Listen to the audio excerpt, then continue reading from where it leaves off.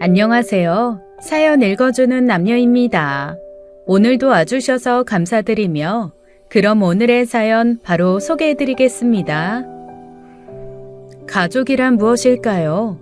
그동안 저는 가족이란 혈연과 혼인으로 이루어져 절대 때려야 뗄 수 없는 사이라고만 생각해왔습니다. 그런데 최근 가족은 삶의 형태에 따라 그 범위가 넓어질 수도 반대로 좁아질 수도 있다는 것을 겪었어요. 이번 기회를 통해 저는 내 주변 인연들을 더 소중히 대하고 아껴야 한다는 것임을 느꼈습니다. 안녕하세요. 저는 50대 여성입니다. 저는 8년 전 시아버님을 먼저 보내드리고 혼자가 되신 시어머니를 모시고 살고 있었어요. 그러던 중 얼굴도 한번 뵌 적 없는 남편에게 오촌이 되는 당숙모님까지 함께 모시고 살게 되었죠. 크지 않은 집에 남편과 아이 두 노인까지 복작복작하게 살아오면서 몇 년간 참 우여곡절도 많았답니다. 시어머니는 말수가 없고 조용하신 분인데 달리 말하자면 차가운 구석이 있어요. 실수를 두고 지나치게 나무라시는 일은 없지만 좀 서운하다 싶을 만큼 차가운 말로 상처를 주시곤 했죠. 물론 시어머니 말이 틀린 것은 아니었지만 그런 거 있잖아요. 사람이니 어쩔 수 없이 실수할 때도 있는데 그럴 때는 가끔 눈을 감아주거나 좀 보듬어 주시면 좋겠다 싶을 때요. 첫 아이를 낳았을 때 아무것도 모르다 보니 좀 헤매다가 아이를 힘들게 한 적이 있습니다. 열이 오르는데 감기라고 생각한 저는 아이가 추울까봐 꽁꽁 싸매고 둔 적이 있었거든요. 그때 마침 산후조리를 위해 집에 와 계셨던 어머니께서 아이 옷을 여미는 제 손을 뿌리치고 옷을 다 벗기더라고요. 애가 이 지경이 됐는데 어미란 사람이 제정신인 거냐? 어머니께서 아이 몸을 찬 물수건으로 닦아 열을 내려주시고 난 후에야 아이가 괜찮아졌어요. 몰랐습니다. 어머니라는 말은 어머니에겐 정말 변명밖에 되지 않았어요. 애미가 그렇게 군뱅이처럼 들여 터지다간 애 잡는다. 정신 똑바로 차려라. 어머니 말씀은 하나 틀린 것이 없었지만 늘 날이 서 있어서 제 가슴에 상처를 내곤 했죠. 그럴 때마다 남편은 원래 그런 분이시니 마음에 담아두지 말라고만 했어요. 어렸을 때도 따뜻한 말 한마디 듣고 자란 것이 없다고 자기도 그게 원망스러울 때가 있었는데 이젠 괜찮다고요. 엄마는 원래 그런 사람이고 지내다 보면 마음이 차가워서가 아니라 그렇게밖에 표현할 줄을 모르는 거라고요. 저는 처음엔 그 말이 잘 이해가 되지 않았어요. 원래 그런 사람이 어딨어. 다들 배우면서 변화해 나가는 거지. 그건 다 노력하고 싶지 않은 사람의 변명이야. 하지만 시어머니를 겪어보다 보니 그 말이 어떤 의미인지 차츰 이해되기 시작했습니다. 시어머니를 모시고 산 건 시아버지께서 돌아가시고 홀로 남은 어머니에 대한 걱정이 남달랐던 남편 때문이었어요. 모시느냐 마느냐의 문제도 아니었고 늘 제 의견을 따라주던 남편은 갑자기 모시겠다 못을 바꾼 통보했죠. 그 때문에 싸움이 없던 저희 집에서 처음으로 큰 소리가 오고 갔고 수일 동안 집안 분위기가 냉랭했었어요. 친구는 요즘 누가 시어머니를 모시고 사느냐며 이혼이라는 강수를 두고서라도 버티라고 했죠. 하지만 그게 어디 쉽나요? 저도 평소엔 애들 때문에 이혼을 못한다는 사람들을 보면서 애들을 핑계로 쓰네 하고 생각했거든요. 근데 막상 다 때려치우고 어디 진짜 이혼할까라고 마음을 먹어보니 가장 먼저 애들 얼굴이 떠오르더라고요. 이혼한다고 해서 아이들을 안 만날 것도 아니고 아이들이 그렇게 불행해질 것 같지도 않은데 말이에요. 남편이 그렇게 전에 없던 고집을 부리는 것도 이유는 있었습니다. 시어머니께서는 남편이 태어나고 자란 시골집에서 살고 있었는데요. 겨울에 수도가에서 샘물이 마당으로 흘러 얼어 있었는데 시어머니가 그만 그 얼음에 미끄러지신 거예요. 그 추운 겨울에 함께 사는 사람도 없다 보니 발견이 늦어져서 하마터면 큰일 날 뻔했죠. 담이 높아 지나가는 사람에게도 눈에 띄기 어려웠는데 마침 옆집 아주머니께서 발견하시고 119에 신고해 주셨어요. 시어머니께서는 저체온증에 허리를 크게 다치셔서 며칠 병원 신세를 지셨습니다. 시어머니는 4남매를 두었는데 저희 남편은 그중 셋째였고 개중엔 가장 효자예요. 첫째 형님께서는 미국에 이민 가신 지 오래고 둘째 아주버님은 서울에, 막내는 제주도에 살고 있었죠. 그나마 저희가 어머님 시골이랑 가까운 편이긴 했지만 자주 오고 갈 정도의 거리도 아니었고요. 자식이 넷인데 혼자 있는 것이 마음이 놓이지 않는다고 집으로 모시겠다고 하는 사람은 저희 남편뿐이었습니다. 어머니, 저희 집으로 갑시다. 그렇게 혼자 있다가 또 다치면 어쩌시려고 그래요. 됐다. 살다 보면 그런 일도 있는 거지. 요난 떨지 말아라. 됐고요. 어머님 병원에 계시는 동안 시골집 팔아버렸으니까 그렇게 아시고 태어나면 우리 집으로 가요. 뭐? 그 집이 어떤 집인데 팔아? 너 미쳤냐? 어차피 다 낡아 빠져 쓰러진 집 무슨 미련이 남는다고 그래요. 잠만 말고 그런 줄 아세요. 물론 시어머니 앞으로 된 집을 팔아버렸다는 남편의 말은 거짓말이었어요. 아무리 부모라지만 남의 명의 재산을 그렇게 쉽게 팔 수가 있나요? 하지만 광복에 태어나 지금까지 살아오시면서 세상이 천지개벽이라도 한 줄 아시는 어머니께서는 믿으신 거죠. 갈 곳이 없다고 하니 별 수 없이 저희 집에 오시면서도 남편에게 화가 나 2달간 말을 안 하셨어요. 그제야 별 수 없이 어머니 모시려고 한 거짓말이다 고백한 거죠. 그런 거 보면 저희 남편 시어머니를 닮은 겁니다. 시어머니만큼은 아니었지만 냉정하고 모진 소리가 필요할 때는 사람이 그렇게 차가워요. 그 집 팔아버렸다는 말 한마디에 어머님께서 얼마나 속을 끓이셨는지 2달 사이에 살이 쏙 빠지셨거든요.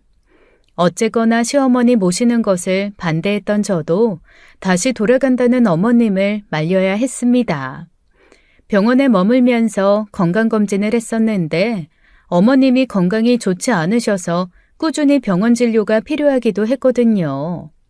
어머님이 더는 그런 일이 없다고 하셔도 빈혈로 쓰러지지 않는 게 어디 사람 마음대로 되나요? 처음엔 건강이 좀 나아지실 때까지 머무시라 그렇게 붙들어둔 것이 어느새 8년이란 세월이 되었네요. 그 사이에 아이들은 훌쩍 자라 대학생이 되었고 얼마 전까지만 해도 무려 6식구가 살았어요. 저희 부부, 시어머님, 그리고 우리 아이들 2. 그런데 왜 5이 아니라 6이냐고요? 바로 남편의 오촌 당숙모님이 함께 살았기 때문입니다. 당숙모님은 남편도 어렸을 때 뵙고 이후 뵌 적이 없었던 분이에요. 시어머니도 당신 시아버지께서 살아계실 때 아주 가끔 소식을 주고받았던 것이 전부였다고 했죠.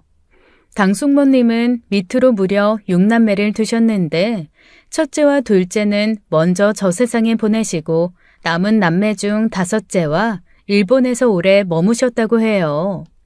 그러다 일본에서 낙상사고를 당하시고 오랜 병원 생활을 하셨는데 그 후유증이 좀 길게 남았나 보더라고요.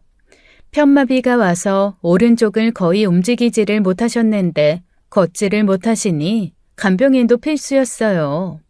병원에서 만난 간병인 말로는 일본에 사시다 귀국하신 것은 일본에서 고치기 힘든 병이라서 그렇다고 해요. 그래서 5째가 의료시설이 더 나은 한국 병원으로 모신 거라고요. 근데요, 큰 수술이 필요한 중병도 아니고 차차 예우를 기다려볼 수 있는 병에 일본, 한국 차이가 있었을까요? 5째 자식은 당숙모를 한국 병원에 입원시킨 뒤 간병인의 한 달치 월급을 미리 주고는 귀국해버렸더라고요. 그 나이 든 노인분을 놓고 자식이 말도 없이 가버린 거죠. 네, 사실 버린 거예요. 저희는 병원으로부터 연락을 받게 되었어요. 당 숙모님께서 오래된 수첩을 가지고 계셨는데 가장 빠른 연락이 닿은 것이 다름 아닌 저희 시어머니셨던 거죠. 시어머니는 일본에서 산다던 당 숙모님이 한국에, 그것도 병원에 있다고 하시니 얼마나 놀라셨겠어요. 거기다 자식들이 다 연락이 닿지 않아 문제를 해결할 지인을 찾고 있다니 말이에요. 늘 냉정을 유지하시던 시어머님께서도 그때만큼은 허둥지둥 하시더라고요. 셋째야, 나는 뭔 소린지 통 모르겠다. 네가 좀 받아봐라. 무슨 일이에요, 어머님? 너희 당숙모 말이다. 일본에 가서 산다던 그 양반이 갑자기 한국에 있다지 뭐냐. 그것도 병원에 있다는데 자식들이 하나도 연락이 안 된단다. 당숙모님이요? 자식들이 연락이 안 되다니 그게 무슨 말씀이세요? 아유, 나도 모르겠어. 대체 이게 무슨 일이야? 아이고, 무소식이 희소식이라더니 갑자기 무슨 일이야? 저는 시어머니께서 건네주신 번호로 다시 전화를 걸었고 그제야 자초지종을 알게 된 거죠. 정황상 다섯째가 거동이 불편한 당숙모님을 한국까지 데려와 버린 셈이었어요. 한국에 남은 형제들에게 맡기려고 했는데 아무도 연락을 받지 않은 겁니다.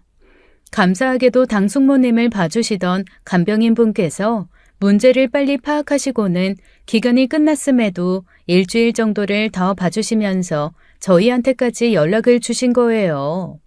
당숙모님이 연고도 없이 병원에 방치가 되어 있다고 하니 아무리 먼 친척이라지만 외면할 수가 없었죠. 놀란 시어머니는 병실에 있는 당숙모님을 보자마자 달려가 손을 잡고 우시더라고요. 말씀드렸다시피 늘 차갑고 냉정한 모습만 보이셨던 시어머님이시기에 저희도 많이 놀랐습니다. 사실 이런 일 허다해요. 어머님 맡기시고 한 일주일은 줄곧 연락되셨는데 어느 날부터 문자 메시지도 전화도 안 받으시는 걸 보고 설마 했죠. 일본에 가셨다가 다시 오신다고 하시더니 어머님 연락도 안 받으시더라고요. 다른 형제들도 안 받아요? 어머님께서 가지고 계신 수첩에 자식들 번호랑 주소가 다 있기는 한데 어느 누구 하나 약속이라도 한 듯이 받지도 않아요. 아유, 좋으신 분들인데 제가 안타까워서 차마 그냥 갈 수가 없더라고요. 감사합니다. 덕분에 저희라도 오게 됐으니 다행이죠. 참 자식이 뭐고 병이 뭔지 이러면 안 되는 거잖아요.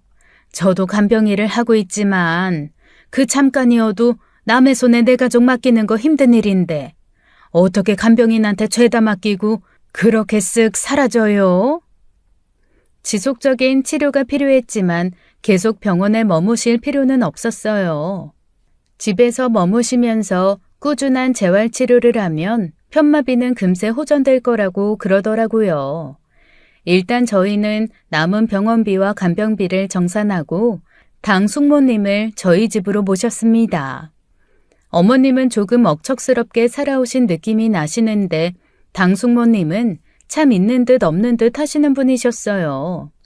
정말 작고 왜소한 몸을 가지고 계셨는데 간병인 말로는 며칠 마음고생하시면서 더 살이 빠지셨다고 하더라고요. 우는 시어머님 손을 가만히 잡아주시고 저와 남편을 향해 꾸벅 머리를 숙여 인사하시더라고요. 참 안 됐다. 자식된 도리로 아니 사람이 어떻게 그럴 수가 있을까. 그런 안타까운 마음이 들 수밖에요.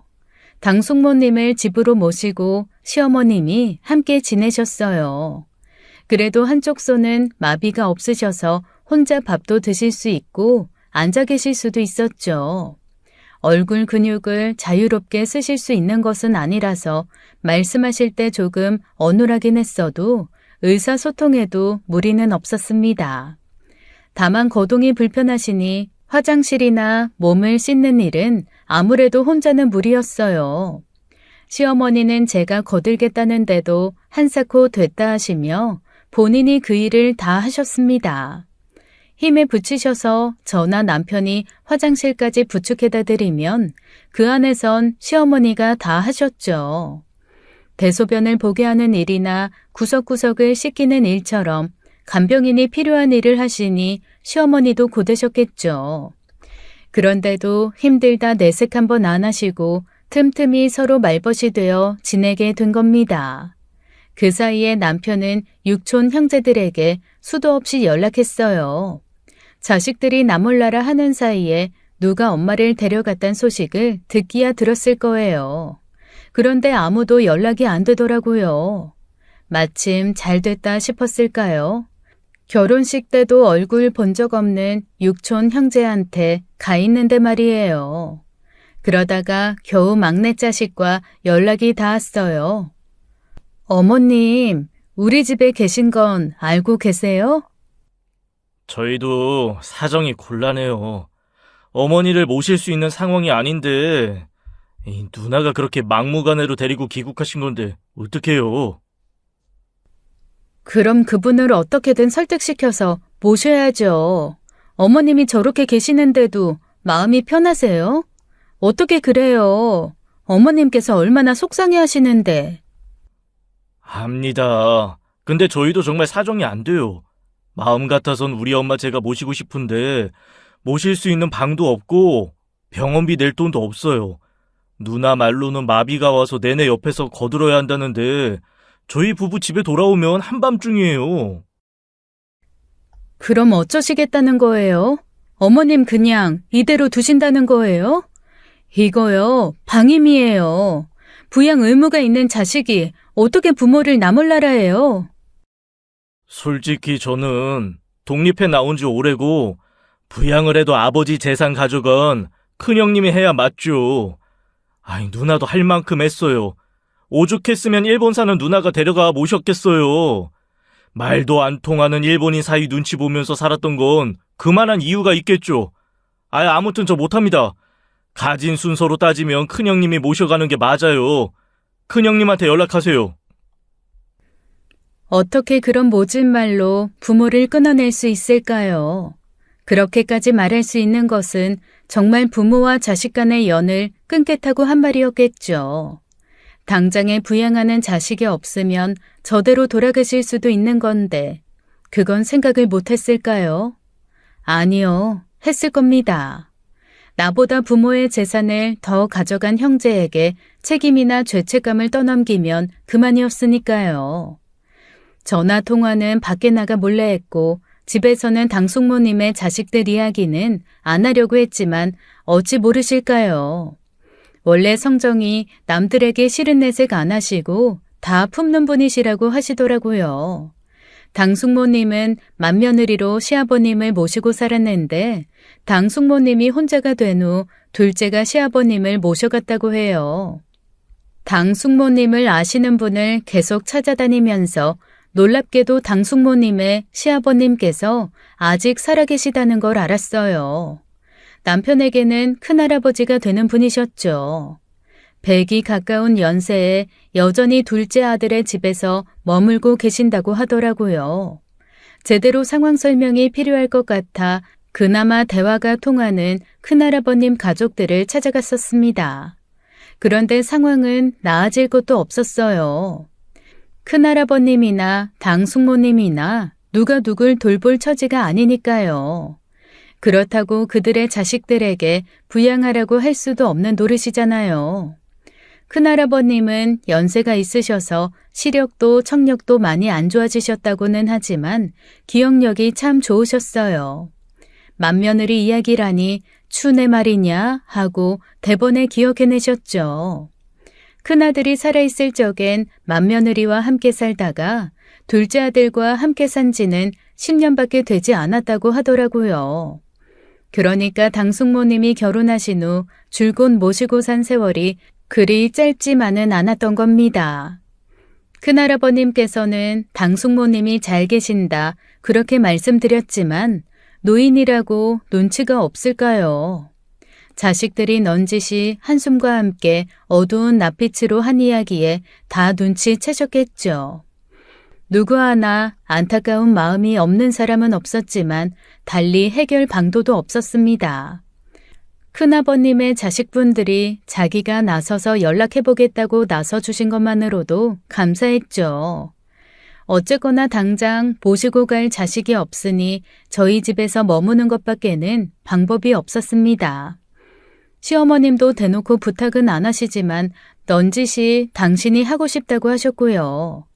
남편은 회사에 가고 저는 아이들이 다 커서 상대적으로 바쁜 건 아니었지만 파트타임 아르바이트를 하고 있었어요. 대학까지 보내놨으니 결혼은 너네가 알아서 해라라고 했지만 부모 마음이 또 그렇지가 않잖아요. 결혼할 때 조금이나마 보탬이 됐으면 하는 마음에서 넣기 시작한 적금이 있는데 그걸 메꾸려면 일을 해야 했어요. 하루에 4시간 정도 아는 지인의 카페에서 설거지나 서빙을 하는 일이라 어렵지는 않았죠. 카페 이용 고객들이 주로 연령층이 있다 보니 제 나이 또래에 제가 있는 걸 더 좋아하시기도 했고요. 저도 사람들이 어울리며 보내는 그 시간이 좋기도 했어요. 물론 필요하다면 제가 일을 그만두고 두 분의 편의를 위해 집에 머무르는 것이 좋겠죠. 당신, 일을 좀 쉬는 건 어때? 어머니 혼자서 당숙모님 힘에 부치실 텐데. 나도 어떻게 해야 하나 고민 중인데 그게 쉽지는 않네. 애들 앞으로 다달이 들어가는 적금이 50인데 당장 일을 쉬면 그걸 어떻게 메꿔. 어떻게든 당숙모님 모셔가도록 해야지. 그때까지만 당신이 쉬어. 어차피 그 돈 당장 필요한 돈도 아니고 나중에 애들 결혼할 때나 필요한 돈인데. 그래도 그만한 자리가 없다 싶으니 그만두기도 아쉽고 당신만큼 나도 걱정은 되는데 일을 쉬는 건 그렇게 쉬운 일이 아니야. 남편 입장에서야 조금이라도 젊은 제가 함께 있어주는 게 마음이 놓이겠죠. 그건 저도 마찬가지고요. 하지만 그렇게 좋은 마음만 앞세워 결정할 일은 아니었어요. 일에 대한 보람도 보람이고 돈도 돈이었지만 무엇보다도 종일 두 분과 함께 시간을 보내야 하는 게 망설여졌습니다. 솔직히 말하자면 남편에게는 애들 결혼 적금 핑계를 대고 일을 시작한 거지만 실상은 그게 전부는 아니었어요. 제가 어머니 말 때문에 상처를 받은 적이 많다고 했었죠. 그렇게 나쁘신 분은 아니었지만 저희 집에 있는 동안 제 일을 거들어 주시진 않았어요. 당연히 제가 할 일이긴 했지만 청소기 돌리는 일이며 물걸레질, 설거지 뭐 하나 나서서 도와주시지 않더라고요. 차라리 그냥 도와주지 않는 것이면 괜찮은데 그렇게 훈수를 두셨습니다.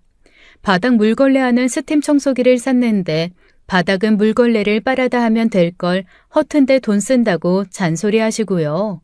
남편 속옷은 꼭 따로 손빨래하라고 하시고 식사하실 때도 꼭 한 소리씩 하셔서 김 빠지게 하셨죠. 되게 틀린 말씀은 안 하셨지만 손걸레질보다 스팀 청소기가 더 깨끗이 닦인다는 건 모르시는 옛 사람이시니까요. 초기에는 뒤늦게 시집살이 시키려고 작정하셨나 싶어 이러면 못 모시고 산다고 남편이랑 한판 한 적도 있습니다. 내내 밖에서 일하는 남편이 뭘 알겠어요. 원래 그렇게 살아오신 분이라 성이 안 차시는 거니 그냥 너는 너가 하고 싶은 대로 해라 그렇게 말하더라고요. 그래서 저는 정말 그냥 제가 하고 싶은 대로 했어요. 공존하려거든 제 숨통도 튀어놓아야 하니까요. 물걸레질 하라고 하셔도 스팀 청소기로 바닥에 광을 내놓고 남편 속옷은 손빨래 하라고 하시면 남편한테 빨라고 했어요. 음식 간에 대해 훈수 두시면 완벽하게 남편 입맛에 맞춰 음식을 내어놓고 남편이 한 소리 하게 만들었죠. 그렇게 좋은 방법이었다고는 할 수 없지만 일종의 묘한 기싸움을 하는 거라고 생각했었어요. 근데 계속 지내다 보니 남편이 그리 심각하게 생각하지 않고 넘긴 이유를 알겠더라고요. 시어머님의 행동이나 말씀에는 저를 괴롭히려는 악의가 있는 것은 아니었어요. 당신이 시어머니와 그렇게 살았고 그런 말씀을 들었다 보니 며느리에게 할 줄 아는 말이 그뿐이었던 거죠. 시어머님도 스팀 다리미가 좋으신 줄 알고 늙으면 손목이 아프니 빨래도 세탁기가 하는 게 맞다는 걸 알아요. 그렇게 오랜 시간 함께 살며 시어머님은 천천히 날이 선 모서리를 둥글게 깎고 조금씩 유해지셨습니다. 하지만 그건 그거고 종일 시어머님이랑 붙어 있는 건 안 되겠다 싶어서 아이들 결혼 적금 핑계를 대고 나간 거죠. 일 끝나고도 수다 떨다 오면 그래도 시어머니 눈치 안 보고 자유를 누릴 수 있는 시간이 대여섯 시간은 됐어요. 그리고 그게 시어머님과 갈등 없이 더 잘 살게 하는 방법이기도 했고요. 그런데 상황이다 보니 마음이 쓰여 남편과 그런 이야기를 했었는데 그게 들렸는지 시어머님이 그러시더라고요. 셋째 너는 신경 쓸 거 하나 없다. 그래도 어머님이랑 당숙모님 두 분만 집에 머무시는 것이 좀 마음이 안 놓이긴 해요. 안 놓일 건 또 뭐냐. 나는 수발 필요한 노인네도 아니고 밥도 알아서 차려 먹고 혼자서 마트도 갔다 올 수 있다. 너가 신경 쓸 건 하나 없어. 어머님도 힘드시잖아요. 당숙모님이 혼자서 화장실만 가실 줄 아셔도 괜찮을 텐데. 당숙모님 부축하시다 어머님도 허리 안 좋아지시면 어쩌고요. 아직도 빈혈은 있으신데. 너네가 걱정할 일 없게 내가 알아서 하마.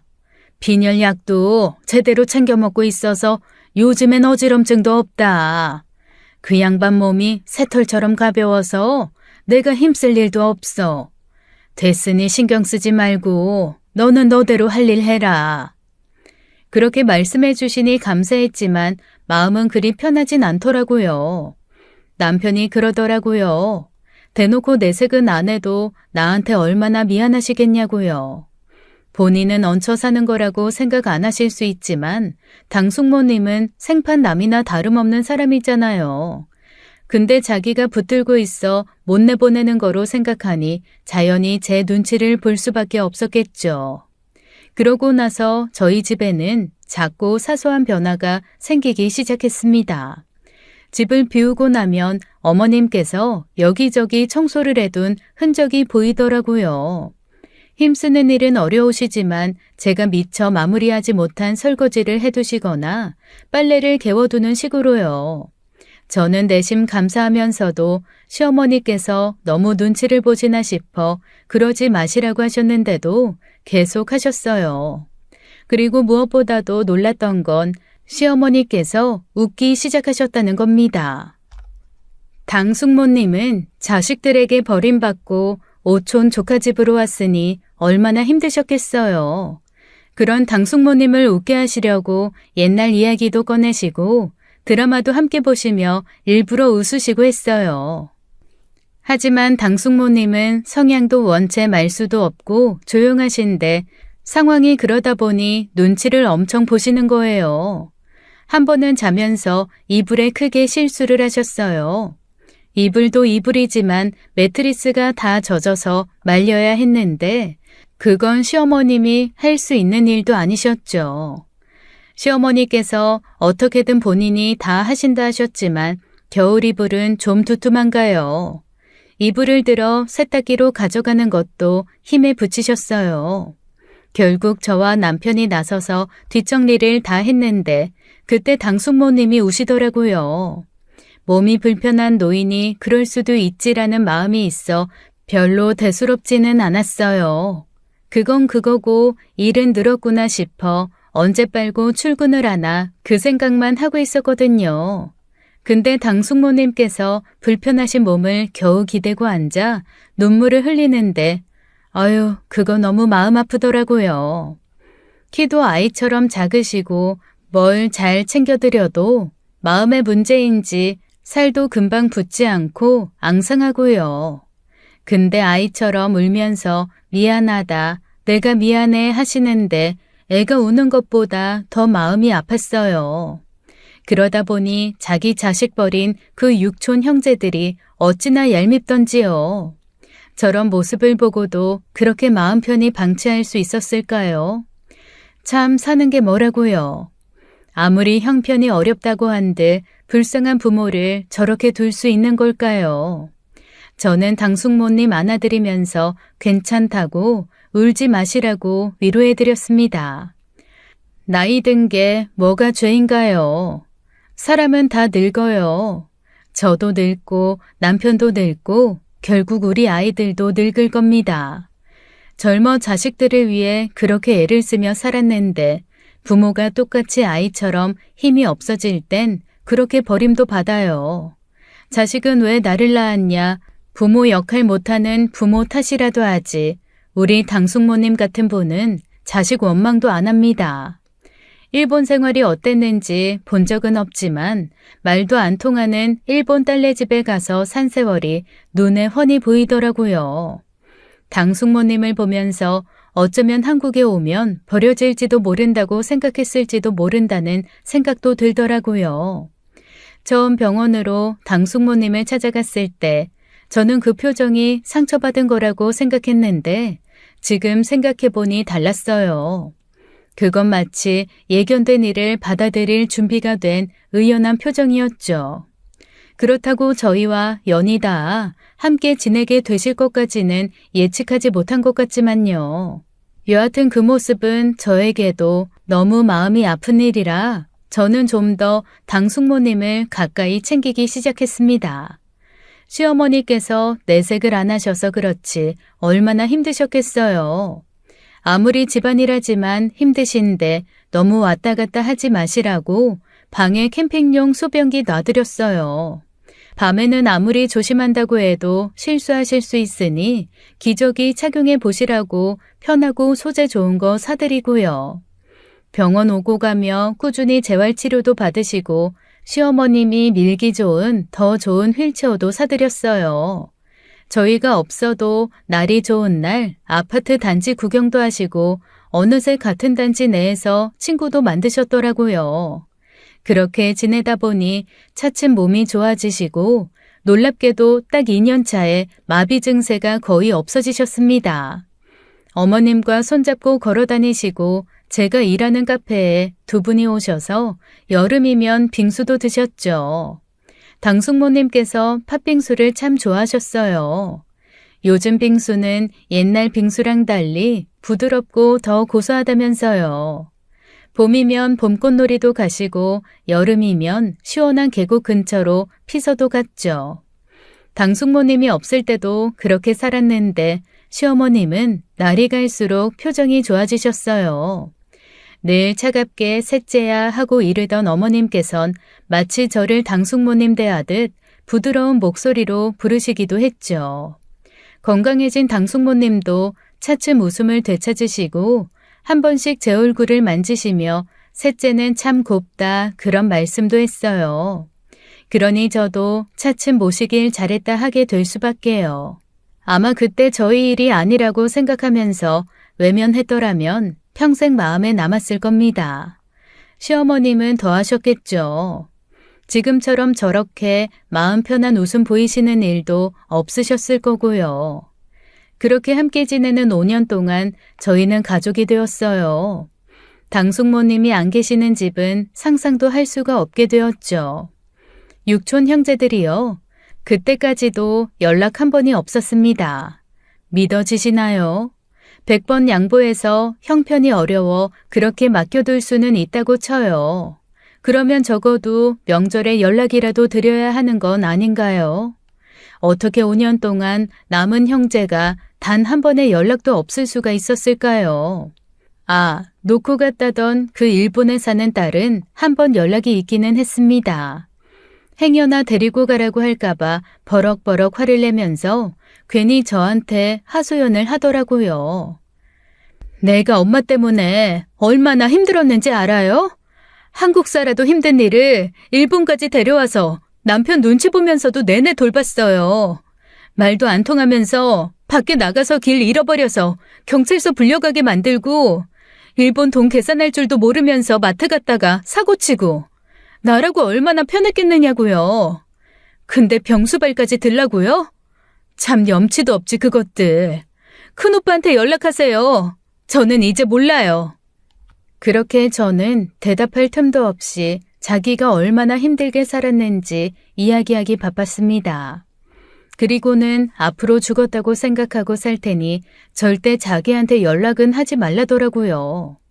그러다 보니 차츰 기대도 사라졌어요.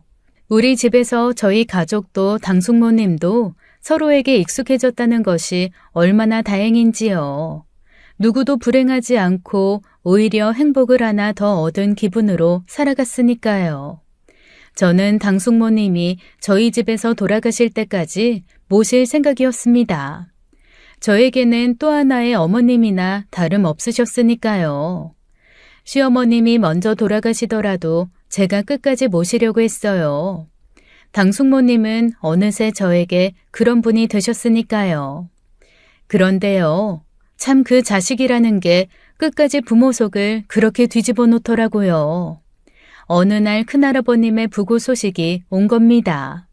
당숙모님을 모시고 가려고 했는데 당숙모님은 안 가시겠다고 하시더라고요. 시아버지에 대한 명복은 혼자서도 충분히 빌겠다고 그냥 안 가고 싶으시다고요. 왜 안 가고 싶으셨겠어요? 모신 세월이 얼만데 마지막 가는 길 잘 가시라 그동안 고생 많으셨다 인사하고 싶으셨겠죠. 근데 사람들이 보기 싫으셨던 겁니다. 자식들이 제 할아버지의 장례식에 올지 안 올지는 모르겠지만 행여나 자식들 볼까 무섭고 자식들에게 버림받아 오촌 조카들 손잡고 오는 모습도 보이고 싶지 않았던 거예요. 그건 당숙모님의 마지막 자존심이었죠. 그래서 저희만 깊은 밤에 조용히 다녀왔어요. 육촌 형제들은 한 명도 안 왔다고 하더라고요. 그쪽은 행여나 당숙모님이 올까 걱정도 되고 부모 버린 나쁜 놈들이란 손가락질이 두렵기도 했을 거고요. 큰할아버님 둘째 가족들과는 이따금 연락하곤 했어요. 당숙모님이 많이 호전되셔서 거동도 하시고 잘 지내신다고 하니 좋은 일 하는 거라고 복 받을 거라고 하시더라고요. 칭찬받으려고 한 일은 아니었지만 그렇게 말씀이라도 해주시니 감사했죠. 그리고 저희를 더 조용한 곳으로 따로 불러 말씀하시더라고요. 큰할아버님이 돌아가시면서 유산을 정리하셨는데 그중 하나를 당숙모님 앞으로 물려주시겠다고 하셨다고요. 자식들에게 공평하게 분배하되 자신을 끝까지 모시고 산 둘째 자식에게 가장 많은 재산을 증여해 주셨죠. 하지만 그 두 번째는 셋째도 넷째 자식도 아닌 첫째 며느리인 당숙모님이 되어야 한다고 당부하셨다고 해요. 자식이 먼저 갔으니 염치가 없어 맏며느리를 떠나 살아야 했지만 살면서 그때만큼 편한 적도 없었다고요. 옛날에는 시부모를 자기 부모처럼 모시고 살았다지만 당숙모님이 그렇게 효심이 지극할 수 없었다고 합니다. 춘애는 며느리가 아니라 딸이었다. 조금 어려운 딸. 그렇게 말씀하시며 마지막 유지를 남기셨더라고요.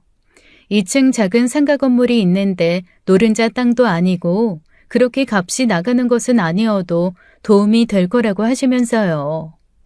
전에 저희 부부가 다녀가신 후 한 번도 내색은 한 적 없지만 마음이 많이 쓰였던 모양이었습니다. 사실 몇 년 전부터 유산 논의를 하시면서 미리 당숙모님께 증여를 하고 싶다고 하셨나 봐요. 그런데 당숙모님께 재산이 갑자기 생기면 또 그 자식들이 얼마나 싸울지 그걸로 괜히 당숙모님을 힘들게 할까봐 망설여진다면서요. 그러면서도 결국 당숙모님 앞으로 뭐라도 남기고 싶으시다고 그 건물 하나를 주고 가셨어요. 둘째 자식분들, 작은 당숙님 분들께도 참 감사하죠. 당숙모님의 공을 인정해 주신 셈이었으니까요.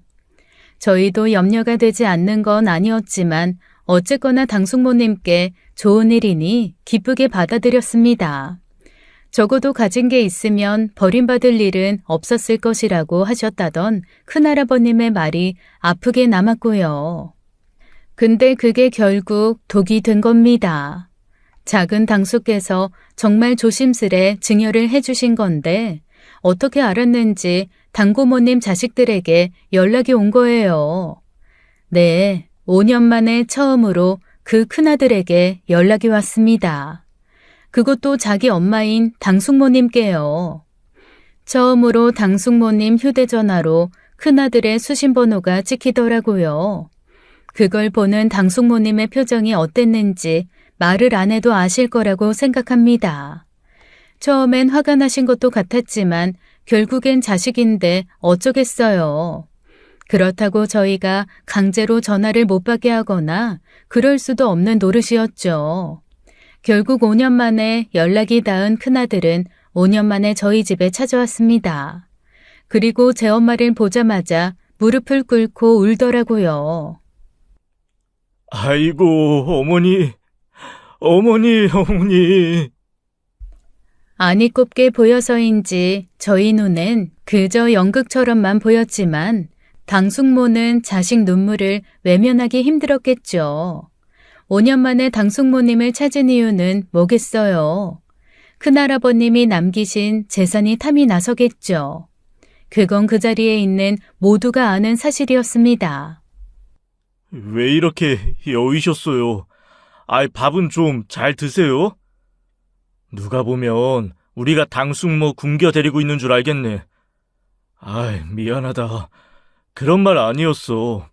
나는 어머니가 이렇게 나이가 드신 줄도 모르고 그렇게 아프고 늙어가실 때는 털끝도 안 보이더니 왜 갑자기 나타나서 눈물바람이야.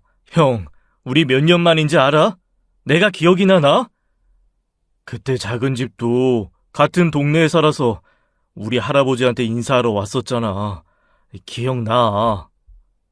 기억이 나서 그래서 우리한테 그렇게 맡겨놓고 나 몰라라 했어? 당숙모님이 그동안 얼마나 찾은 줄 몰라? 내가 할 말이 없다. 사는 게 힘들어 그랬어. 마음이면 100번도 더 모시고 싶지. 내가 오죽하면 일본에 사는 애한테 엄마를 맡겼겠냐. 그래도 끝까지 모실 거라고 생각했지. 이렇게 한국에 두고 가버릴 거라곤 생각도 못했다. 그러니까 그렇게 두고 가버린 거 알았을 땐 나 몰라라 하다가 왜 이제야 찾아와서 그러냐고. 내가 큰아들인데 이제 내가 모셔야지. 어떻게 내내 엄마를 너한테 맡기냐. 네? 뭐라고요? 이제 와서 어머님을 데려가시겠다는 거예요? 예, 면목이 없습니다, 재수씨. 제가 입이 10개라도 할 말이 없어요. 형편이 좋아져서 어머님 모시고 갈 수가 있게 되어서요. 그동안 저희 어머님 때문에 고생 많으셨습니다. 아니요, 못 보내드려요. 누구 마음대로 당숙모님을 데려가요. 제가 큰아들이니 당연히 제가 모셔야죠, 재수씨. 그동안 돌봐주신 거 감사하지만 제 어머니니까요. 뭐? 내가 형을 뭘 믿고 지금 형이 뭐 때문에 당숙모님 모셔간다는지 모를 줄 알아? 내가 뭐 다른 이유라도 있어서 그런단 말이야? 너는 뭘 안다고 그래? 그러는 너야말로 다른 꿍꿍이가 있는 거 아니냐? 뭐? 꿍꿍이? 꼴랑 그 몇 년 모신 거 가지고 유산 탐나 그러는 거 아니냐고! 거실은 순식간에 아수라장이 되었습니다. 그 두 재종 형제는 근 50여 년 만에 만나 그렇게 멱살잡이를 한 거죠. 네가 그러고도 자식이냐, 인간의 탈을 쓰고 어떻게 그럴 수가 있냐는 남편의 말에 뭐 달리 대꾸는 못하더라고요. 마치 자격과 지위로 누르기라도 하려는 듯 내내 자기가 큰아들이다라는 말만 했어요. 그렇게 쫓아내듯 큰아들을 내보냈습니다. 그리고 태풍이 왔다 간 듯 고요한 집에서 당숙모님은 난리가 난 거실을 묵묵히 치우셨죠. 당숙모님 앞에서 그런 모습 보이고 싶지 않았는데 화가 나 참을 수가 있었을까요? 뻔한 목적을 가지고 안면 몰수를 한 채 찾아와 자기가 모셔가겠다는데 어떻게 선뜻 그러세요 하겠냐고요. 절대 가시지 않을 거라고 생각하면서도 내심 가시면 어쩌나 걱정이 컸어요. 그렇게 가셔도 절대로 대접해 주실 분도 아니고 마음고생만 시킬 것이 뻔했으니까요. 큰할아버님이 물려주신 재산이요. 그런 건 바라지도 않습니다. 제가 모실 테니 유산 문제는 나중에 알아서 하시라 그렇게 말씀도 드려봤죠.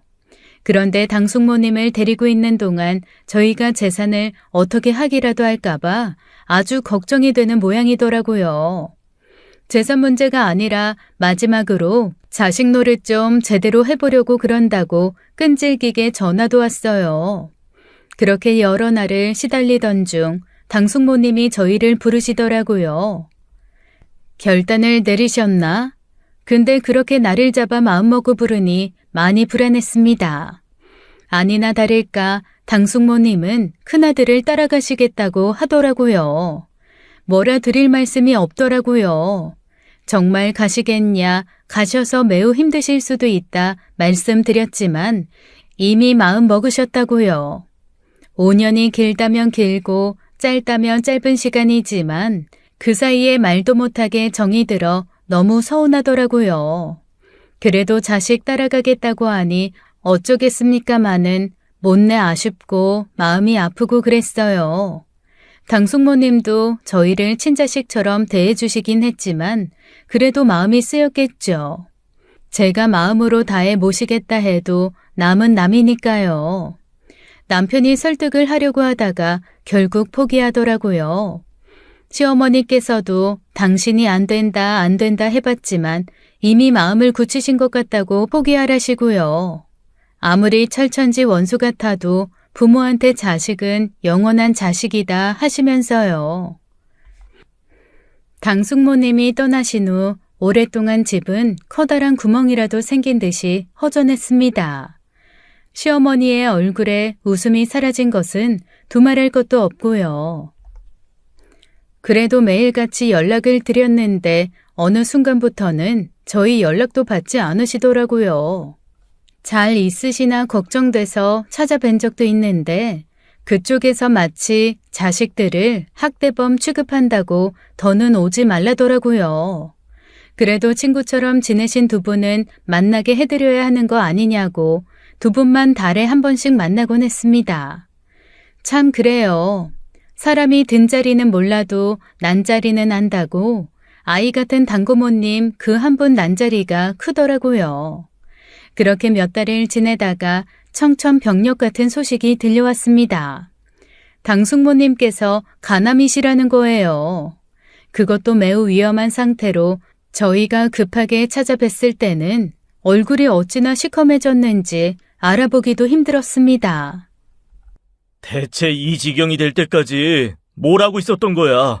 네가 그러고도 자식이야? 내가 병을 갖다 키운 것도 아니고 갑자기 몸이 안 좋아지신 걸 어쩌라고.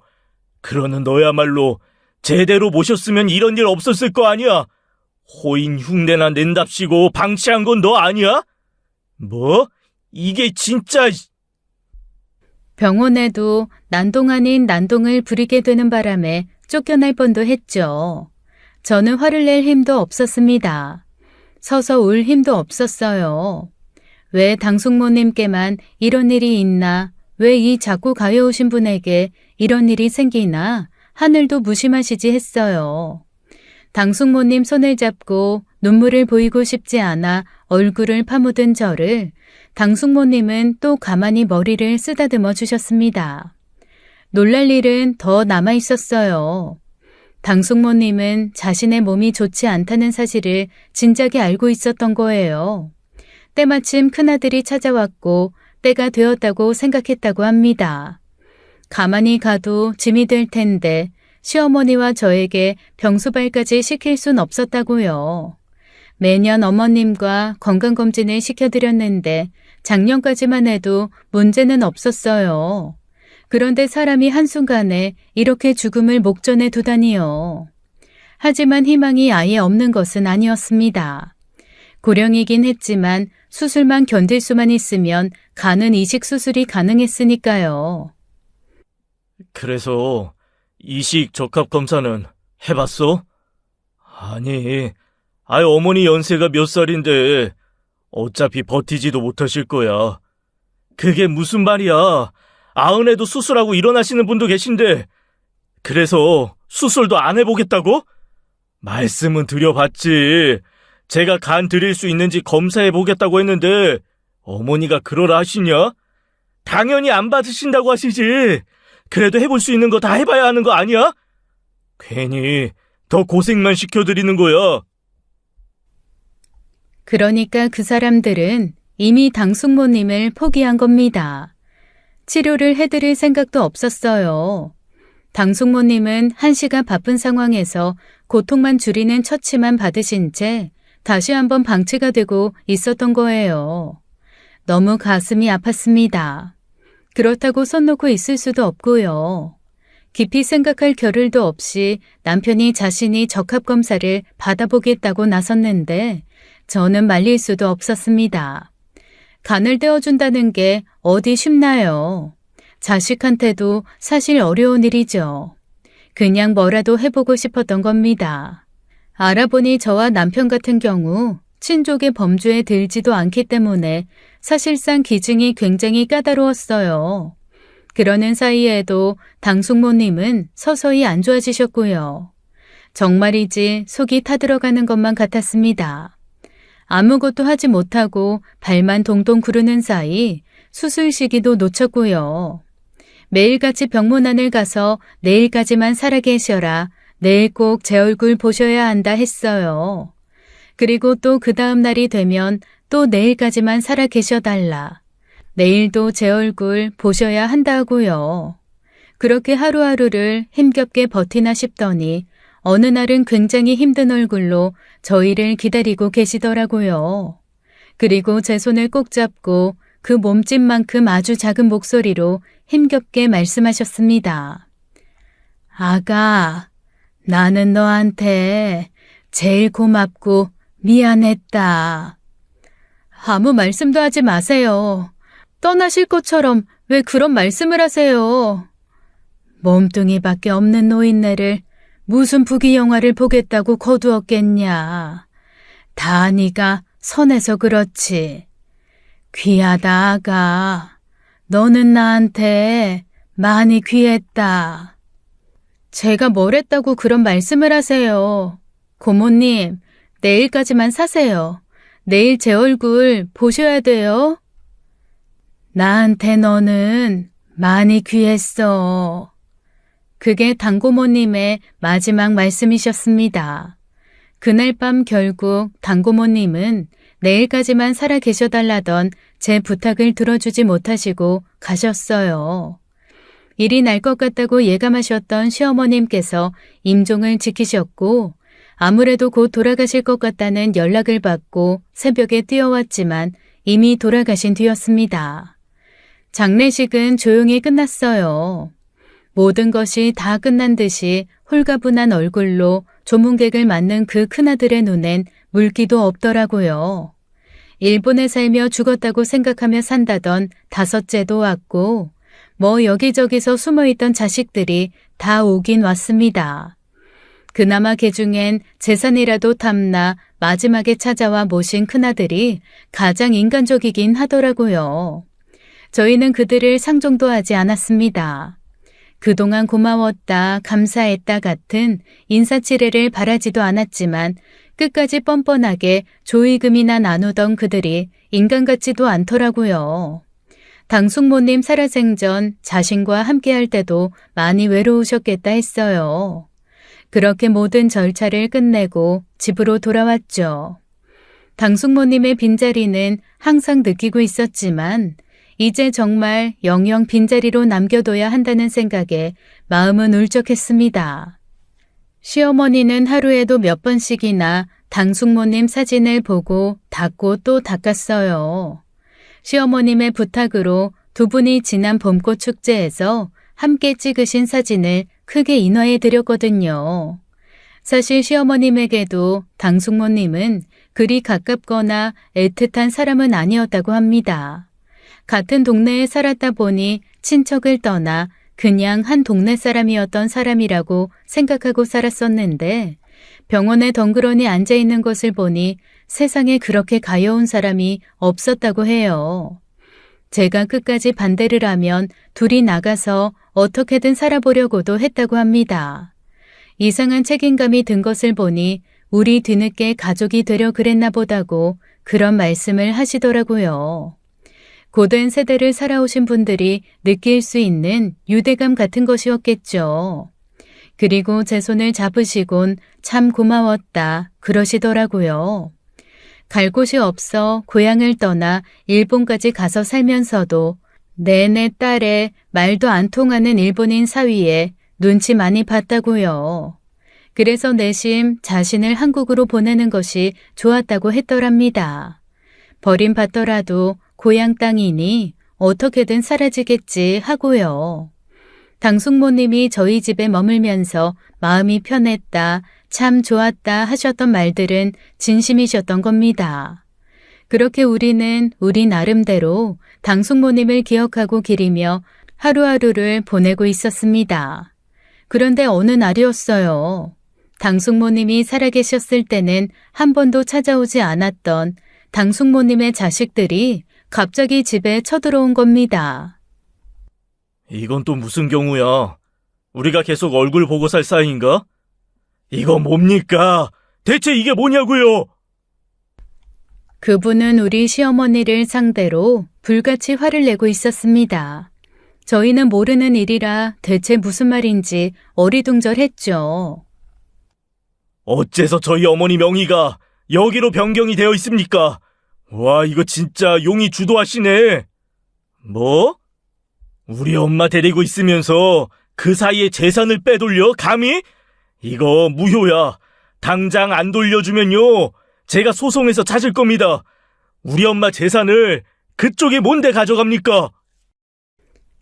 내가 우리 엄마를 어떻게 모셨는데 나한테 한 푼도 안 남기고 그렇게 가셔요? 오빠는 자격이 없지. 오빠가 아빠 재산 다 갖다 팔아먹었으면서 뭘 또 욕심을 내? 내 거예요, 내 거. 나한테 줘요. 나 진짜 속 터져서 못 살아. 알고 보니 당숙모님이 큰할아버님으로부터 증여받았던 그 건물이 죽기 전 시어머님 앞으로 명의 이전이 된 거였어요. 시어머님은 끝까지 마다하셨지만 당신에게 드리는 게 아니라 나중에 저희한테 남기는 거라고 밀어붙이신 거죠. 노인들이 자기들끼리 하기 어려우니 둘째 당숙네 도움을 받아 감쪽같이 명의를 바꾸어 놓은 겁니다. 사정을 하신 둘째 당숙네가 모든 걸 도맡아 처리를 끝내놓으셨더라고요. 아주 괘씸한 것들이라고 절대 그 녀석들 앞으로 남기지 말라고 하시면서요. 그리고 뒤늦게 유산 정리를 하던 자식들이 그 사실을 알고 저희 집으로 쫓아온 겁니다. 그 사이 말없이 앉아 계시던 시어머님께서 핸드폰을 만지작거리시더니 뭔가 보여주시더라고요. 그것은 시어머님 휴대전화로 찍은 당숙모님의 모습이었어요. 저희도 몰랐던 영상이었습니다. 홍민이, 홍철이, 홍옥이, 홍석이, 내 자식으로 태어나 고생 많았다. 나는 가끔 여름이면 너희 육형제가 개울가에서 옹기종기 모여 놀던 그때가 생각난다. 원래 살다 보면 고된 일도 있고 그러지 말아야지 하면서도 내 마음처럼 안 되는 일이 있는 거다. 짐이 되어 미안했다. 나는 먼저 간 첫째와 둘째 놈 볼 생각에 마음이 편하구나. 다만 내가 너무 신세를 많이 져서 그냥 가기가 어려워서 보답을 했으니 내 뜻에 따라주면 좋겠다. 그 건물은 원래 내 것도 너희 것도 아니었다. 너희 할아버지가 내게 그것을 남긴 것은 날 주기 위함도 너희에게 남기기 위함도 아니었어. 죽기 전 이 신세를 갚을 길이 없어 편히 눈 감지 못할 나를 위해 너희 할아버지가 내게 남긴 선물이지. 나는 먼 옛날 너희 육형제가 모여 즐겁게 웃던 그때의 기억만 가지고 가마. 자네는 부디 자식 눈치 보지도 말고 내가 준 선물 용돈이다 하고 쓰시게. 그리고 잘 가지고 있다가 훗날에 귀한 며느리 주시게. 당숙모님의 목소리가 흐르는 동안 누구도 섣불리 입을 열지 못했습니다. 영상은 이미 끝나 당숙모님은 검은 화면 속으로 사라졌는데 말이에요. 그래도 다행인 것은요. 그 짐승만도 못한 것들이 당숙모님 모습을 보고 눈물을 흘리더라고요. 받아들이기는 어렵겠죠. 그 재산에 대한 욕심이 그걸로 끝날 거라는 생각은 안 합니다. 행여나 문제 생길 것을 염려해 그것도 둘째 당숙네가 그렇게 찍어두라고 해서 찍어두신 거더라고요. 그래도 그 순간만큼은 저들도 할 말이 없는지 눈물 콧물을 그렇게 훔치다가 가버렸습니다. 언젠가 꽃구경을 갔을 때 제가 그런 말을 했었어요. 당숙모님이 꽃밭에 있으니 무엇이 꽃인지 모르겠다고요. 그 말에 당숙모님 수줍게 웃으시다가 돌아오는 차 안에서 말씀하셨어요. 난 너를 보느라 꽃구경을 못했다고요. 봄이면 생각날 것 같습니다. 여름, 가을, 겨울에도 생각나겠죠. 피 한 방울 섞인 것도 아닌데 저는 어머니를 그리워하듯 당숙모님이 오래도록 그리울 것 같습니다. 너는 참 귀했다던 그 말을 기억에 뒀다가 훗날 다시 만나게 되거든 저도 말씀드리려고요. 당숙모님 저에게 참 귀한 분이셨다고요. 지금까지 사연 읽어주는 남녀였습니다. 끝까지 시청해주신 여러분 감사드리며 저희는 다음 사연으로 돌아올게요. 감사합니다.